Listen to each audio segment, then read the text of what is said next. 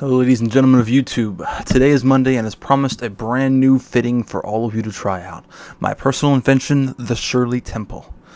Sorry, no video. The reason for the name was an insult to the player that originally gave me the idea for the suit.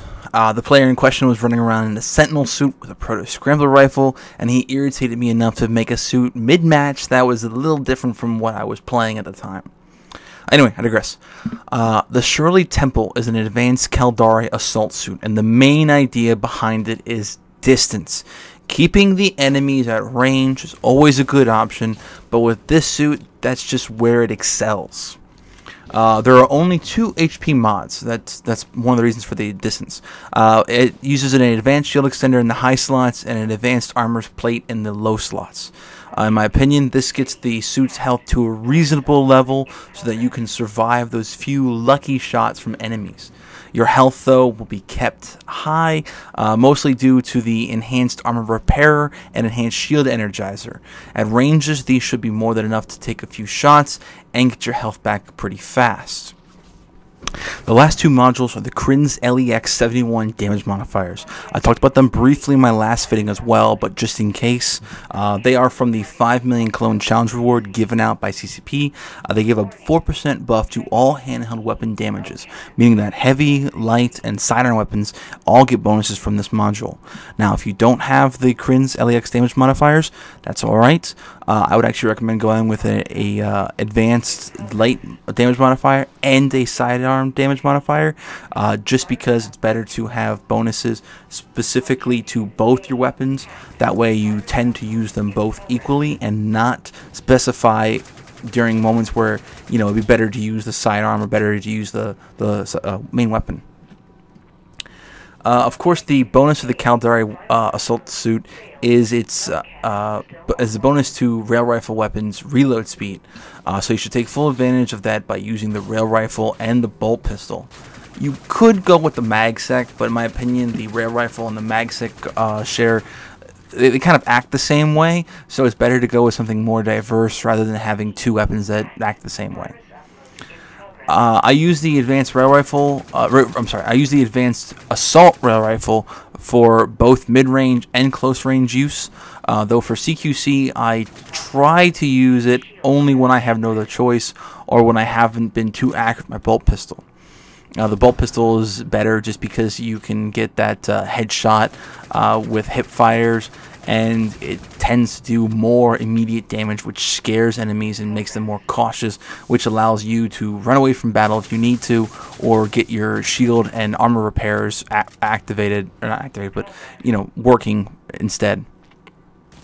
Since both weapons have bonuses against armor, I of course use a flux grenade to deal with all of the enemy's shields. I go once more with a basic nano hive due to the cost efficiency. By using a basic instead of an advanced nano hive, I save about 3,000 ISK a suit. It's not much, but in all honesty, I've never found the real need for anything better. Due to the recent changes, you get 6 nano hives, which is good for somewhere around 30 to 35 grenades or about 50 clips of ammo. You could go with one of the triage nano hives or the ammo and triage nano hive, but it tends to just not be as needed because you already have a decent amount of armor repairs, and if you stick too much to those nano hives, you tend to give away your position a lot more, and you get surrounded or cut off, or someone takes you by surprise. Anyway, I decided against using other types of equipment like the nano injectors or drop-up links because that would require me to get closer to my enemies, which is not where this suit excels at. If I had a nano injector, then I would have to be in an area where an enemy has already killed someone. And if I had an uplink, then I would have to put it in key areas in order to get spawns, which would drag me away from the long range or overwatch positions. The other equipment, such as the scanners, the active scanners, or the cloaks, or the repair tools, all these also tend to be less helpful with the suit. So it's better just to keep yourself stocked in ammo and keep the cost down. Now, if you keep to a decent range, say about 45 to 90 meters away from your opponents, you'll be able to deal more damage than most other weapons, and that will also allow your moderate health and passive regens to deal with those lucky stray shots, or the less damage of those other weapons.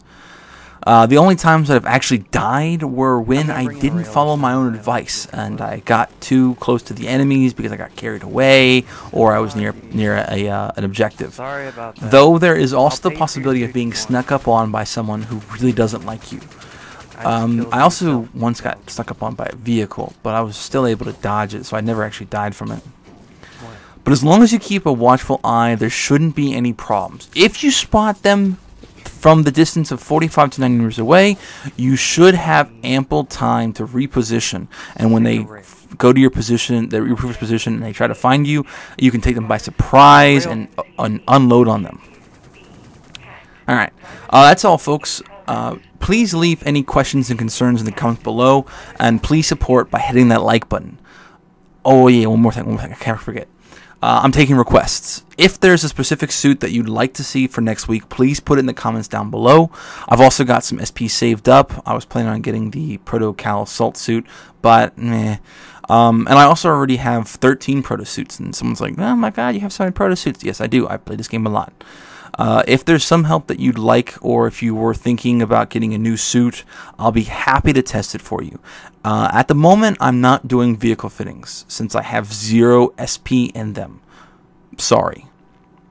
Anyway, I hope you enjoyed this video, and as always, I'm Brother of Havok. Have a nice night and pleasant dreams.